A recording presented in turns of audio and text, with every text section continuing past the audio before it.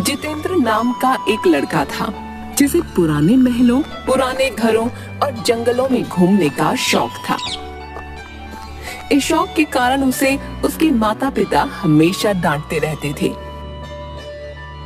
एक दिन जितेंद्र के पापा जी उसके रूम में आते हैं और देखते हैं कि वह कपड़े, कैमरा और सामान पैक कर रहा है।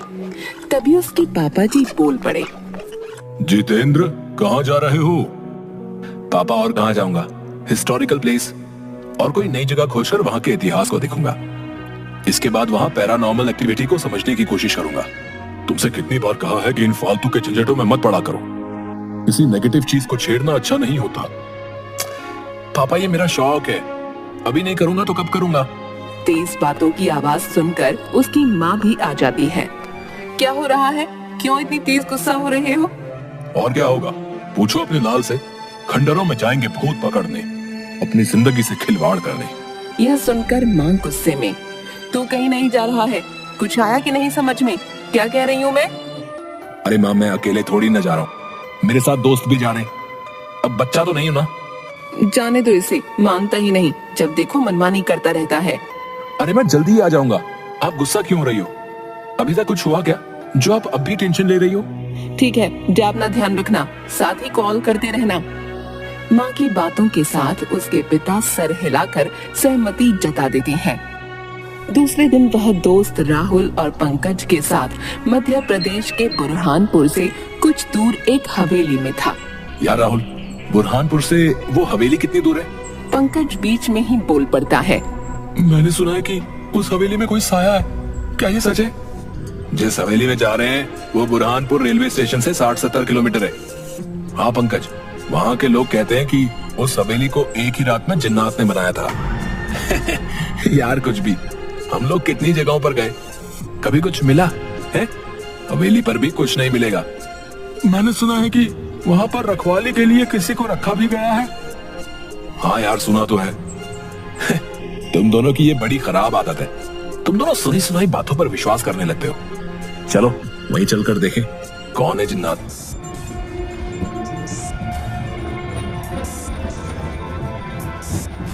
ट्रेन से रेलवे स्टेशन उतरने के बाद चलो किसी होटल में जाकर फ्रेश हो लिया जाए। क्या यार, सीधे हवेली पर चलते हैं? नहीं यार, वहाँ कोई टाइम पर मिले ना मिले, पहले होटल में ही चलते ना। हाँ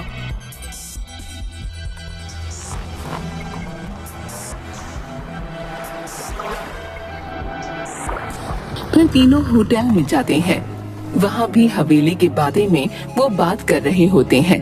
मैं तो बहुत एक्साइटेड हूँ हवेली पर जाने के लिए। तभी होटल मैनेजर, सर आप मत जाइए, वो हवेली बहुत मनहूस है। जो भी गया और रात में रुका तो कभी वापस नहीं आया। तभी जितेंद्र रोकते हुए, क्या फालतू की बातें कर रहे हो? कभी गए हो वहाँ? फालतू की बातें करते हो। सॉरी सर, पर क्या? जाओ यार यहाँ से, फालतू में डराओ मत। मैनेजर वहाँ से चला जाता है। तुमने उसे इतना बेमतलब डांट दिया, ये गलत है भाई।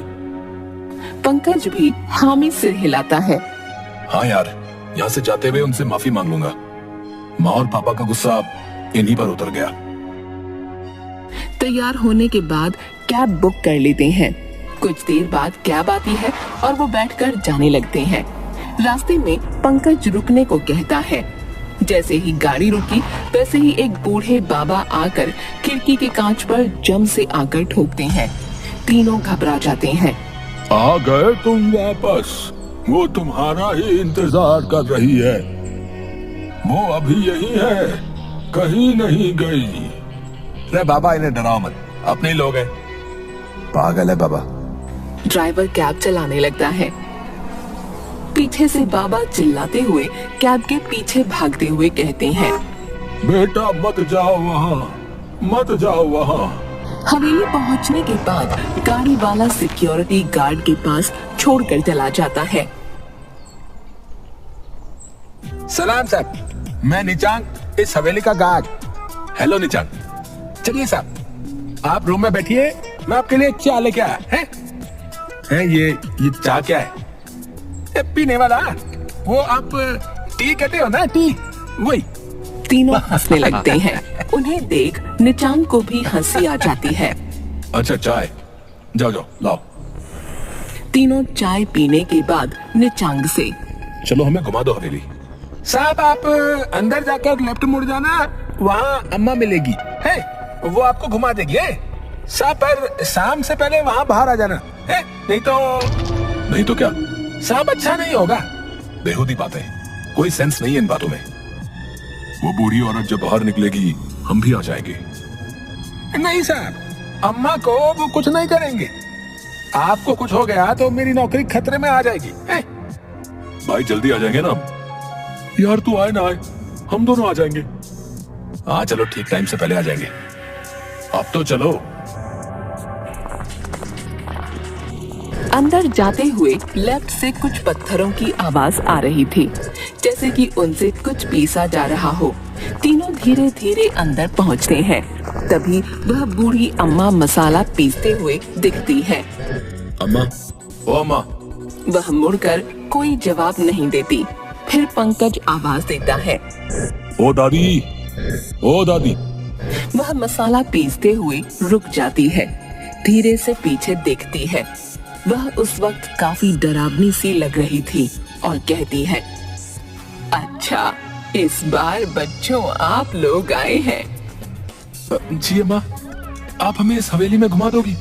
हाँ, पर कोई मुझसे दूर नहीं जाएगा, विशेषकर ऊपरी मंजिल पर बिल्कुल भी नहीं। क्यों अम्मा, ऐसा क्यों? इसे जिन्नात की हवेली क्यों कहते हैं? इस हवेली को इंसानों ने थोड़े ही बनाया है। इसे मेरे वालिद जो आलिम थे, उन्होंने जिन्न को काबू करके रातों रात इस हवेली को बनवाया था। क्या वो जिन्न अभी भी काबू है? अब वह सभी जिन्न किसी के काबू में नहीं है। मतलब कुछ भी है? अब थोड़ी होते हैं जिन्न, अब मशीनों से 2 मंजिला मकान में साल भर के करीब लग जाते हैं। तो ये हवेली वो भी रात भर में? इम्पॉसिबल। मैं इसे नहीं मानता। मत मानो, वैसे जिन्न को आग से बनाया जाता है। वह जहाँ रहते हैं वह जगह काफी गर्म रहती है। इतना कहकर अम्मा मसाला लेकर अंदर चली जाती हैं और खाना बनाने लगती हैं। अरे यार, इन्हें तो काफी टाइम लगेगा, चलो हम ही घूम ले हवेली। अम्मा अंदर से सुन रही थी, तभी कहती है, बेटा आप ऊपरी मंजिल पर मत जाना और कुएं पर भी नहीं। अरे फालतू की बातें, चलो चलते हैं, कुछ नहीं होगा वहाँ। तभी जितेंद्र को कोई बच्ची दिखाई देती है जो दीवार के पीछे से झांक रही थी। तुम चलो, मैं आता हूँ। वह उस लड़की के पास जाकर पूछता है, तुम्हारा नाम क्या है? जरीन। वह अपने बैग की जेब से चॉकलेट निकाल कर देता है। जरीन चॉकलेट लेकर उसे उदासी भरी नजरों से देखती रहती है। आप यहाँ से चले जाओ। इतना कहकर उदासी के साथ वह वहाँ से चली जाती है। जितेंद्र को उसे देखकर बहुत अजीब लग रहा था। तभी बहुत तेज आवाज आती है, जैसे कि गहरे पानी में कुछ गिरा हो। जितेंद्र दौड़कर आवाज वाली जगह पर जाता है। वह देखता है कि राहुल अकेला कुएं की दीवार पर बैठा था। वह राहुल से पूछता है, ये किस चीज की इतनी तेज आवाज थी? पंकज कहाँ है? इतने में पीछे से पंकज भी दौड़कर आता है। वो भी पूछता है, क्या हुआ? कुछ भी तो नहीं, बस इस कुएं में पत्थर फेंका था। इतने में पंकज घबरा कर कहता है, वो बूढ़ी औरत ने तो कुएं के पास आने के लिए मना किया था, तो तू यहाँ क्यों बैठा है? चल उतर जल्दी, चल यहाँ से। पंकज राहुल का हाथ गुस्से और जोर से पकड़कर वहाँ से दूर ले जाता है। पीछे से जितेंद्र कहता है, अरे यार, अगर वो वहाँ पर बैठ भी गया और उसने पत्थरों को फेंक भी दिया तो क्या हो गया है? इसमें कौन सी बड़ी बात हो गई? भाई मुझे यहाँ बहुत घबराहट हो रही है, आसपास बहुत अजीब सा लग रहा है। वॉशरूम की दीवार पर मेरी परछाई दिख रही थी, तभी एकदम से 2 बड़े हाथ मेरे गले की तरफ आ रहे थे। तभी पानी में कुछ गिरने की तेज आवाज आई और मैं तेजी से दौड़कर यहाँ आ गया। भाई तुम इन लोगों की बातें सुनकर ना वहम में आ गए हो। ऐसा कुछ भी नहीं है जैसा तू सोच रहा है। चलो अब हवेली घूमते हैं। जितेंद्र का ध्यान बार बार उस खामोश फितरत वाली बच्ची पर जा रहा था जो बिल्कुल कुछ नहीं बोल रही थी। उदासी भरी बेनूर आंखों से उसे एक टक देखे ही जा रही थी। ऊपर से पंकज को यह हवेली कई जगहों पर कालिख और काई जमी हुई दिख रही थी, जो कि काफी डरावनी लग रही थी। इसी के साथ राहुल का बोलना बिल्कुल बंद सा हो गया था। इस पर पंकज और जितेंद्र दोनों में से किसी का भी ध्यान नहीं जा रहा था। यार इन दोनों के बहकावे में नहीं आता तो यहाँ फंसता नहीं, बेमतलब आ गया इनके साथ यहाँ पर। कमरों में घूमते हुए पंकज की और जितेंद्र की नजर कमरों पर बनी नक्काशी पर जा रही थी। साथ ही वहाँ थके थके व बेमन से टिमटिमा रहे पुराने बल्ब जो कभी भी दम तोड़ दें। दीवार पर कई जगह जानवरों के सर लगे हुए थे, जिसके कारण हवेली काफी भयानक लगने लगी थी। ये जगह इतनी डरावनी और अजीब क्यों है? दूसरी जगहों पर इतना डर नहीं लगा था, पर यहाँ तो उल्टा मुझे ही ज्यादा डर लग रहा है। कुछ यहाँ जो पर्दों में छिपा है। धीरे धीरे वह वापस आंगन में बूढ़ी अम्मा के पास पहुंचकर उनके पास बैठ गए। जितेंद्र के मन में बहुत सारे सवाल आ रहे थे। वह आखिरकार पूछ ही बैठा, ऊपरी मंजिल पर जाना क्यों मना है? वह किसी को भी ऊपरी मंजिल पर जाने वाले को जिंदा नहीं रहने देते। आप इस सब पर विश्वास करती हैं? ये चीजें तो बस वहम होती हैं। मेरा बेटा भी नहीं मानता था, कितना समझाया, लेकिन होनी को कौन डाल सकता है। बेटा, आप इन चीजों को समझने की कोशिश करो। आपका एक साथी कहाँ है? पंकज और जितेंद्र दोनों उसे ढूंढने लगते हैं। इतने में वह जरीन लड़की जितेंद्र को मिल जाती है। वह उसे कहती है, आज बहुत भारी दिन है, आप कहीं नहीं रुकना, आप अकेले दोस्त के साथ वापस चले जाओ। मैं इस बच्ची की बात को क्यों नहीं समझ पा रहा हूँ? आखिर कहना क्या चाहती है? बेटा, आप क्या कहना चाहती हो? थोड़ी देर में आपका यहाँ से निकलना मुश्किल हो जाएगा। आप और आपका एक दोस्त, आप दोनों चले जाओ। जाने कब राहुल को ढूंढने ढूंढने में पंकज सबसे ऊपरी मंजिल पर पहुंच गया। उसे मालूम ही नहीं चला। उसे ऊपरी मंजिल के एक कमरे में काफी तेज रोशनी हो रही थी। उसने आवाज लगाई, राहुल तू है ना इस रूम में? मुझे डरा मत, कुछ बोल तो सही। अंदर से सिर्फ की आवाज आती है, जिसके कारण पंकज घबराने लगता है। इसके बाद वह जोर से चिल्लाता है, राहुल बाहर निकल जल्दी। पंकज की आवाज नीचे जितेंद्र के पास जाती है। वह समझ जाता है कि पंकज सबसे ऊपरी वाली मंजिल पर है। वह भी तेजी से ऊपर जाने लगता है। वह छोटी बच्ची उसे रोक लेती है। ऊपर पंकज गेट खोल लेता है और एक जोरदार चीख के साथ तेज रोशनी दिखाई देती है। फिर पंकज का शरीर धीरे धीरे नीचे आने लगता है, जैसे कि पानी पर तैर रहा हो। यह सब जितेंद्र की आंखों के सामने हो रहा था। एकदम से ये सब देखकर जितेंद्र वहीं बेहोश हो जाता है। जब वह आंखें खोलता है तो वो अपने आप को अम्मा के रूम में उनकी गोद में सर रखे पाता है। वह घबराकर बैठ जाता है और उठकर बाहर जाने लगता है। अम्मा उसका हाथ पकड़ लेती है।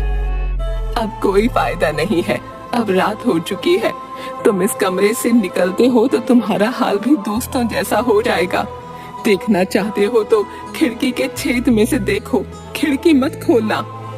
जैसे ही वो बाहर देखता है तो उसके दोनों दोस्त दिखते हैं। एक अध जला और दूसरा पानी की वजह से फूला हुआ। ये कैसे हुआ?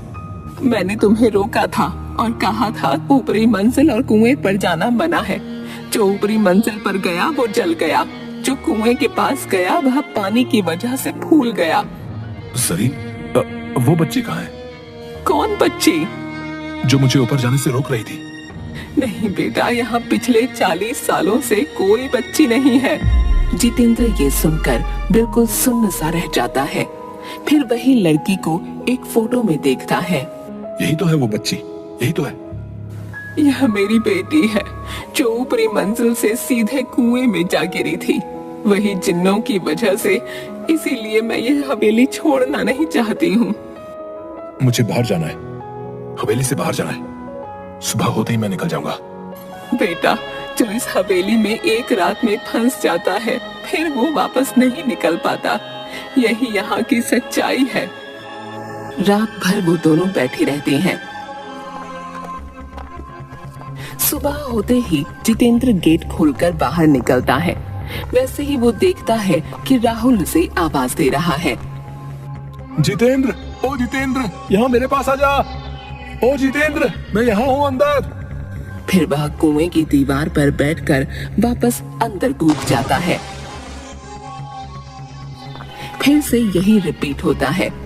वह घबराकर मेन गेट खोलने की कोशिश करता है तो गेट खुल तो जाता है, पर उसे गेट के उस तरफ वही दिखाई दे रहा होता है जो इस तरफ दिखाई दे रहा होता है।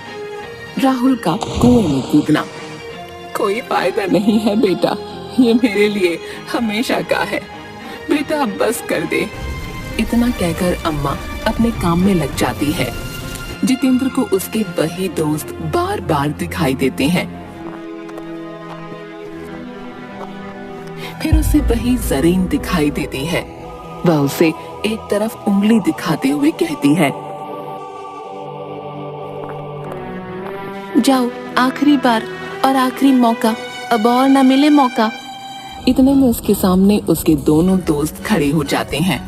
दोनों साथ साथ कहते हैं, ये सब कुछ नहीं होता है। फिर दोनों जितेंद्र को मारने के लिए अपने हाथ बढ़ाते हैं। तभी वही बच्ची उसे बचाकर बाहर निकाल देती है।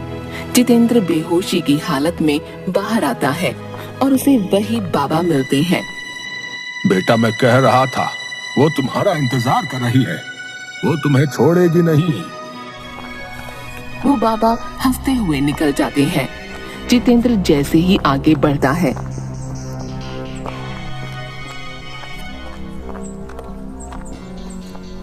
उसे एक गाड़ी दिखती है। उसमें भी 3 दोस्त उसी हवेली में जाते हुए दिखते हैं। वही सीन वापस से उसे दिखने लगता है, पर वो बाहर होता है। गाड़ी में कोई और होते हैं। जाते जाते वह वापस मुड़कर देखता है तो वो बच्ची उसे ही देख रही होती है। उस बच्ची के साथ भी वही हादसा होते हुए उसे दिखता है। बच्ची को आग लगती है और वो नीचे गिरने लगती है। अब जितेंद्र समझ गया था कि जिंदगी अनमोल होती है, बड़ों का कहना मान लेना चाहिए। वह मान गया था कि किसी भी शक्ति को नकारा नहीं जा सकता है, चाहे वह नेगेटिव हो या पॉजिटिव।